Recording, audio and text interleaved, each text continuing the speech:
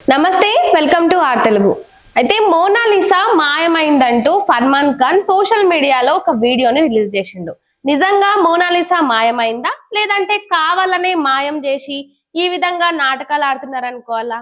ఎందుకంటే ఎప్పుడైతే మోనాలిసాకు ఫర్మాన్ ఖాన్ కు పెళ్ళయిందో ఆ తర్వాత నుంచి వరుసగా వివాదాలు జరుగుతూనే ఉన్నాయి.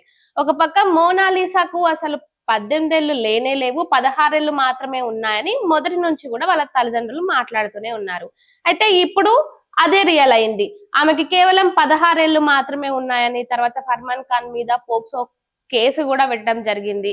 ఆయన కేరళ హైకోర్టు నుంచి కొన్ని రోజుల వరకు, అంటే మే 20 వరకు కూడా ఆయన అరెస్ట్ చేయకుండా ఉండడానికి కాస్త ఊరట అనేది ఆయనకు లభించింది. అయితే ఇప్పుడు వాళ్ళు ఎక్కడైతే రాజస్థాన్ లో ఉన్నారో మోనాలిసా అండ్ ఫర్మాన్ ఖాన్, అయితే వీళ్ళిద్దరూ రాజస్థాన్ లో ఉన్న తర్వాత ఆయన పెట్టిన సోషల్ మీడియాలో వీడియోని చూసినట్లయితే మోనాలిసా మిస్ అయిందని చెప్తున్నాడు. నిజంగా మోనాలిసా మిస్ అయిందా, లేదంటే కావాలనే వీళ్ళు ఈ విధంగా నాటకాలు ఆడుతున్నారా? ఎందుకంటే మోనాలిసా ఎప్పుడైతే ఈ పోక్సో కేసు అనేది పెట్టడం జరిగిందో ఆ తర్వాత నుంచే వీళ్ళు బయటకు వెళ్ళడము, ఈ మాయమైందని చెప్పడం జరుగుతుంది. ఇప్పటికే లవ్ జిహాద్ జరిగింది మోనాలిసా విషయంలో. ఎందుకంటే మోనాలిసా ఏజ్ ఎక్కడ, ఫర్మాన్ ఖాన్ ఏజ్ ఎక్కడ, దాదాపుగా 20 ఏళ్ల డిఫరెన్స్ ఉంది. 20 ఏళ్ల డిఫరెన్స్ ఉన్నా కూడా అసలు మోనాలిసాను ఎట్లా ఒప్పించిండు అనేది ఇదైతే మనం చూస్తూనే ఉన్నాము.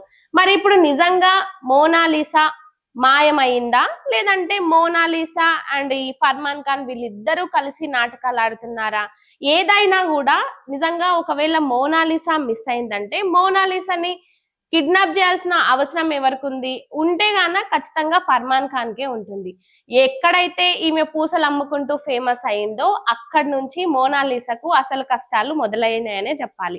అందుకే అర్హత లేని వాళ్ళని అందలం ఎక్కిస్తే ఈ విధంగానే ఉంటుందని అనుకోవచ్చు.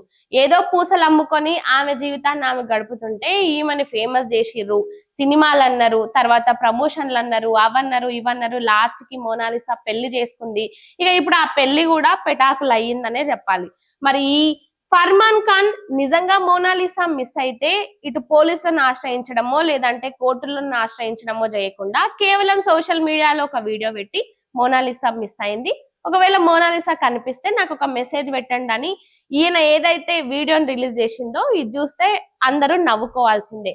ఎందుకంటే నిజంగా మిస్ అయితే ఇంత కామ్ గా, ఇంత కంపోజ్డ్ గా ఎవ్వరు కూడా ఉండరు. ఎందుకంటే ఒకవేళ మోనాలిసా ఎవరికి తెలియని అమ్మాయి కూడా కాదు. ఆమె మిస్ అయితే ఎవరన్నా చూసి, ఎవరు ఆమెను చూసినా కూడా ఖచ్చితంగా 100లో 10 మంది అయినా మోనాలిసాని ఖచ్చితంగా గుర్తుపడతారు. మరి అలాంటి మోనాలిసా మిస్ అయింది, మోనాలిసా ఎక్కడో తప్పిపోయింది అంటే ఆమె ఏమైనా చిన్న పిల్ల నా తప్పిపోవడానికి?